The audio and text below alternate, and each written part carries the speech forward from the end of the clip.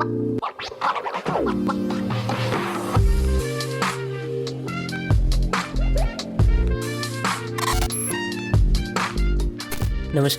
मेरा नाम राजमीत सिंह अरोरा है। मैं एक मोशन डिज़ाइनर हूँ और इस वीडियो में आप दो कॉन्सेप्ट सीखेंगे।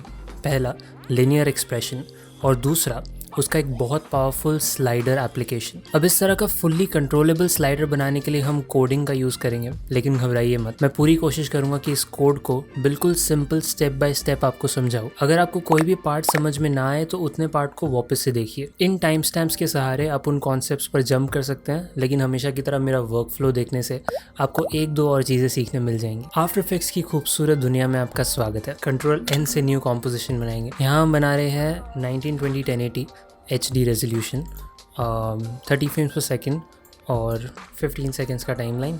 ओके, यहाँ पर टाइटल एक्शन सेफ ऑन कर लेते हैं। अब पहले हम वो स्लाइडर बना लेते हैं जो स्क्रीन के अक्रॉस जाएगा। तो इसके लिए हम एक रेक्टेंगल बैकग्राउंड लेंगे, ये सिर्फ डेमोन्स्ट्रेशन के लिए। तो रेक्टेंगल टूल पे डबल क्लिक करेंगे, हमें एक बैकग्राउंड मिल गया। इसका कलर कुछ भी रख सकते हैं, फ़र्क नहीं पड़ता उससे, ये सिर्फ डेमोन्स्ट्रेशन के लिए। इसको रीनेम कर देता हूँ मैं BG और लॉक कर देता हूँ ताकि हम इसे गलती से सिलेक्ट ना करें। अब स्लाइडर बनाने के लिए भी हमें रेक्टेंगल की ज़रूरत है, तो वापस से रेक्टेंगल टूल पे डबल क्लिक करेंगे और इसको कलर दे देते हैं जो भी आप स्लाइडर का कलर चाहते हैं, तो अराउंड येलो। पहले इसे रीनेम करके मार्कर कह देता हूँ मैं। इस लेयर पर 2 बार U प्रेस करने से हमें इस लेयर के सारे प्रॉपर्टीज़ मिलेंगे जो हम एडिट कर सकते हैं। अब रेक्टेंगल पाथ 1 में साइज़ को अनलिंक करेंगे और इसकी जो विड्थ है इसको 40 कर देते हैं, तो हमें एक इस तरह का मार्कर मिला। अभी कंटेंट्स को बंद करेंगे, इस लेयर का पोजीशन ओपन करेंगे P प्रेस करके और यहाँ 960 को हम कर देंगे 0, तो ये बिल्कुल लेफ्ट एज पर चला गया है स्क्रीन के। अब स्लाइडर बनाने के लिए हमारा डिज़ाइन तो रेडी है, हमें सिर्फ कंट्रोलर की ज़रूरत है। लेकिन उससे पहले समझते हैं कि लिनियर एक्सप्रेशन क्या है। लिनियर एक्सप्रेशन एक इंटरपोलेशन एक्सप्रेशन है। आसान शब्दों में, जब हम किसी चीज़ की वैल्यू को किसी दूसरी वैल्यू से मैप करना चाहते हैं तो हम लिनियर यूज़ करते हैं। लिनियर में आपको मिनिमम 3 पैरामीटर्स का यूज़ करना होता है। पहला हमेशा एक प्रॉपर्टी होती है जिसे आप अफेक्ट करना चाहते हैं। अगले 2 पैरामीटर्स होंगे स्टार्ट वैल्यू और एंड वैल्यू। लिनियर एक्सप्रेशन का सबसे ज़्यादा एप्लीकेशन आता है जब हम 5 पैरामीटर्स यूज़ करते हैं। इसमें पहला पैरामीटर प्रॉपर्टी होगा, दूसरा और तीसरा पैरामीटर बन जाएगा मिनिमम इनपुट और मैक्सिमम इनपुट, चौथा और पांचवा पैरामीटर बन जाएगा मिनिमम आउटपुट और मैक्सिमम आउटपुट। इसे इस तरह विजुअलाइज करते हैं। मान लीजिए आप इस मार्कर को लिनियरली मूव करना चाहते हैं 0 से 10 तक, तो ये वैल्यू हो गई आपकी इनपुट रेंज। लेकिन इसमें 2 और पैरामीटर्स डालने से आपका आउटपुट रेंज डिफाइन होता है। तो 0 से 10 आपकी मिनिमम एंड मैक्सिमम इनपुट हो गई और 2 से 8 आपकी मिनिमम एंड मैक्सिमम आउटपुट हो गई। आसान भाषा में अब 0 से 10 तक की हर वैल्यू मैप हो चुकी है 2 से 8 तक की हर वैल्यू में। इसका जब हम लाइव एप्लीकेशन देखेंगे आफ्टर इफेक्ट्स में तो ये कॉन्सेप्ट आपको और क्लियर हो जाएगा। बैक इन आफ्टर इफेक्ट्स, पहले हम नल ऑब्जेक्ट बना लेते हैं। यहाँ पर राइट क्लिक करके न्यू नल ऑब्जेक्ट, इसको रीनेम कर देंगे कंट्रोल।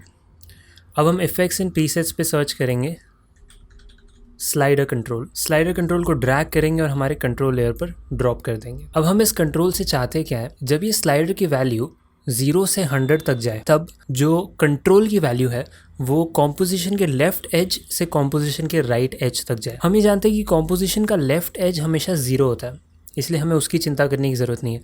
लेकिन कॉम्पोजिशन का राइट एज हमें मिलेगा दिस कॉम्प डॉट विथ को यूज़ करके। बताता हूँ, अभी जो कंट्रोल है इसके ऊपर जो हमने स्लाइडर कंट्रोल डाला है, राइट, इस स्लाइडर के ऊपर हम एक्सप्रेशन डालेंगे। तो हम स्लाइडर पर एक्सप्रेशन डालेंगे ऑल्ट क्लिक करके इसके स्टॉप वॉच पे। इसको थोड़ा बड़ा कर लेता हूँ मैं चाहता हूँ कि स्लाइडर की जो वैल्यू है जैसे वो चेंज हो रही है उसको मैं एक वेरिएबल में स्टोर करूँ। वेरिएबल बेसिकली एक एम्प्टी कंटेनर है जिसके अंदर हम वैल्यूज़ को स्टोर कर सकते हैं। तो वेरिएबल का एक नाम होता है और हम वेरिएबल का कोई भी नाम दे सकते हैं। तो वेरिएबल बनाने के लिए हम VAR कीवर्ड यूज़ करेंगे और आगे वेरिएबल का कुछ नाम दे देंगे। तो मैं इस वक्त यहाँ पर सिंपल सा स्लाइड नाम दे देता हूँ इसको।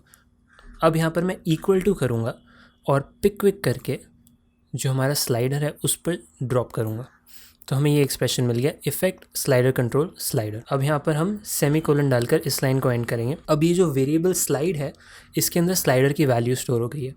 अब हम स्लाइडर पे लिनियर एक्सप्रेशन डालेंगे। तो यहाँ पर मैं टाइप करूँगा लिनियर और पैरेंथेसिस खोलूँगा। यहाँ पर हमें कौन सी प्रॉपर्टी को अफेक्ट करना है, हमें स्लाइडर की वैल्यू को अफेक्ट करना है और उस स्लाइडर की वैल्यू हमने किस वेरिएबल में डाली है, स्लाइड में। तो हम पहले प्रॉपर्टी में लिखेंगे स्लाइड। अब जो स्लाइडर की वैल्यू है वो बाय डिफ़ॉल्ट 0 से 100 जाएगी, तो हमारे पास मिनिमम इनपुट है 0 और मैक्सिमम इनपुट है 100। तो यहाँ पर मैं लिखूँगा 0, 100। अब मैं क्या चाहता हूँ कि ये वैल्यू किस चीज़ से मैप हो जाए। ये कॉम्पोजिशन के लेफ़्ट एज से कॉम्पोजिशन के राइट एज तक। कॉम्पोजिशन के लेफ़्ट एज में वैल्यू 0 होगी, तो मैं यहाँ पर 0 लिखूँगा और लास्ट में मैं लिखूँगा दिस छोटा C capital OMP dot WIDTH with. This comp dot with basically एक फंक्शन है जो इस कॉम्पोजिशन के विथ को कैलकुलेट कर रहा है। हमारे केस में इसका विथ है 1920। मैं यहाँ पर सीधा 1920 भी लिख सकता था, लेकिन वो सिर्फ इसी केस के लिए चलता था। अगर हम कॉम्पोजिशन की सेटिंग्स को चेंज कर देते, विथ को चेंज कर देते, तो ये हमारा फंक्शन वर्क नहीं करता।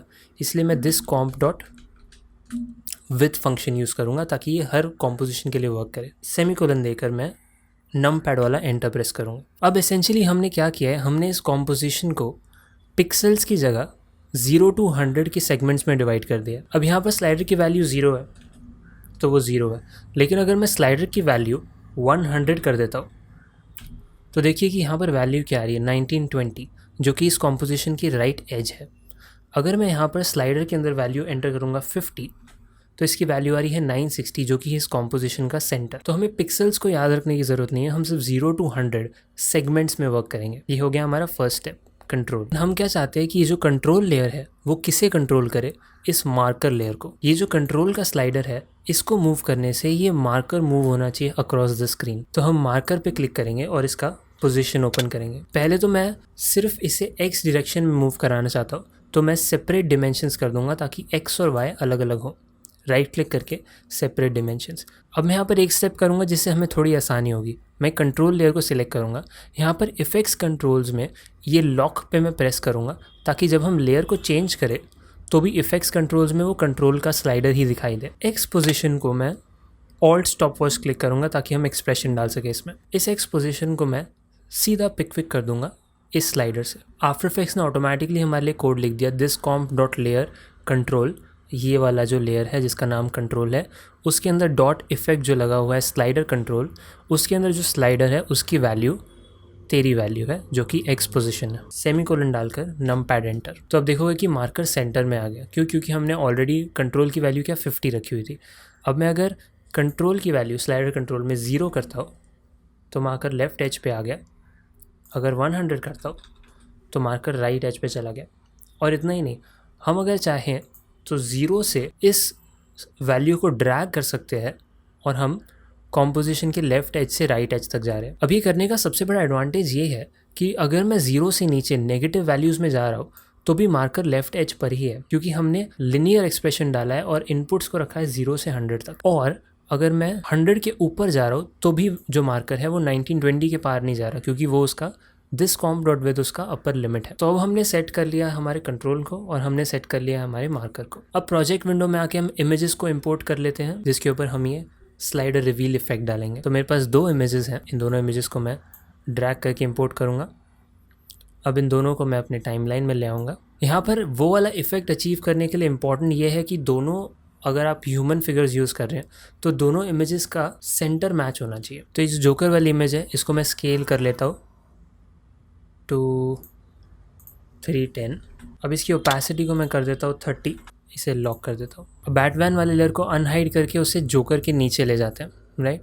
अब हमें इस लेयर को स्केल करना है टू मैच विथ जो पीछे वाली इमेज है जोकर की। तो मैं यहाँ पर आइज़ का रेफरेंस लूँगा, दोनों की आइज़ मैच करूँगा और चिन को भी मैच करने की कोशिश करूँगा।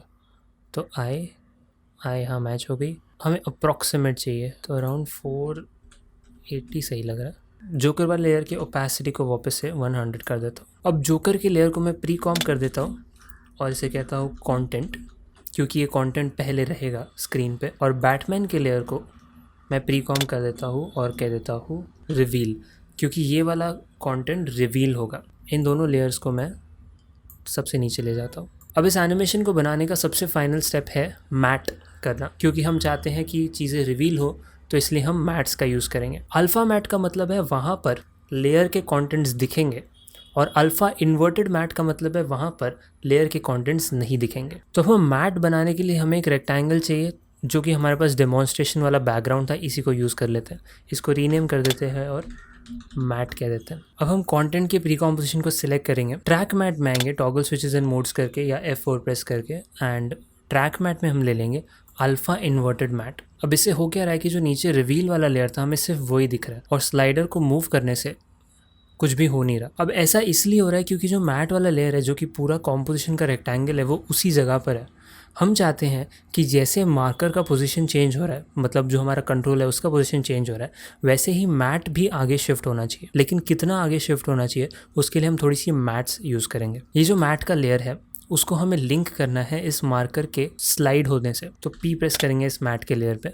अगेन हमें इस मैट का भी सिर्फ X पोजीशन चेंज करना है, हमें Y से कोई काम नहीं है इस वक्त। तो पोजीशन पे राइट क्लिक करके सेपरेट डिमेंशंस करेंगे। अभी जो X पोजीशन पे है इस पे हमें एक्सप्रेशन लिखनी होगी, तो ऑल्ट स्टॉप वॉच हिट करेंगे। वापस यहाँ वेरिएबल ले लेंगे, वेरिएबल कुछ भी नाम दे सकते हैं वेरिएबल को, मैं यहाँ पर लिंक का नाम दे देता हूँ, और इक्वल टू करके मैं स्लाइडर की वैल्यू पे उसे ड्रॉप कर दूँगा, और यहाँ पर सेमीकोलन, स्लाइडर की वैल्यू मिल गई।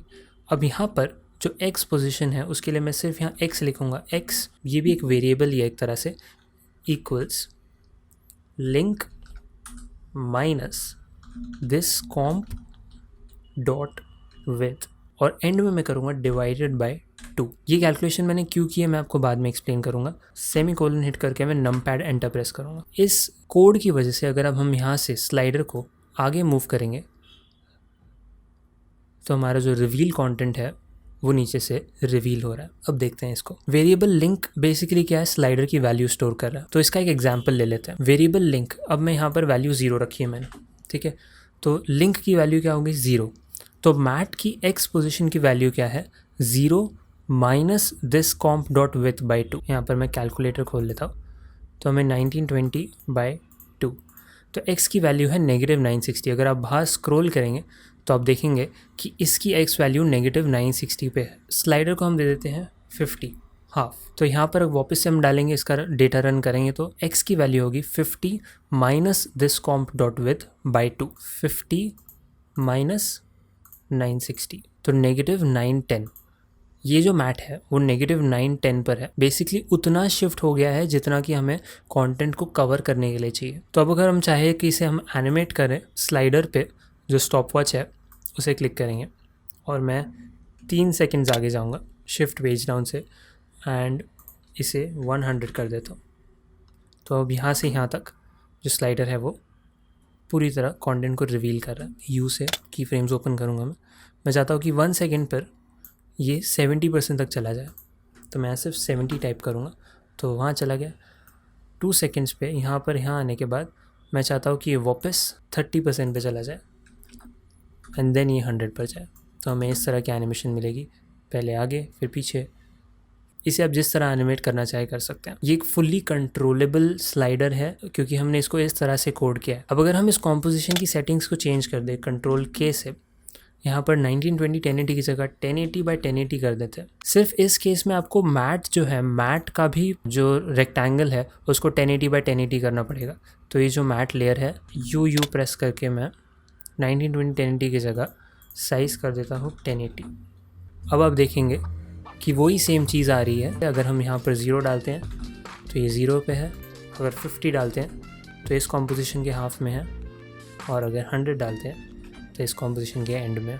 तो ये था आज का वीडियो। आई होप इससे आपको कुछ सीखने मिला हो। अगर आपको इस वीडियो से रिलेटेड कोई भी डाउट्स है तो आप नीचे कमेंट सेक्शन में पूछ सकते हैं, या आपको आफ्टर इफेक्ट्स से रिलेटेड कोई भी डाउट है तो आप मुझसे पूछ सकते हैं। मैं कोशिश करूँगा कि मैं आपका डाउट सॉल्व कर सकूँ। ऐसे और ट्यूटोरियल्स के लिए आप इस चैनल को सब्सक्राइब कर सकते हैं। वीडियो देखने के लिए बहुत बहुत शुक्रिया। पीस।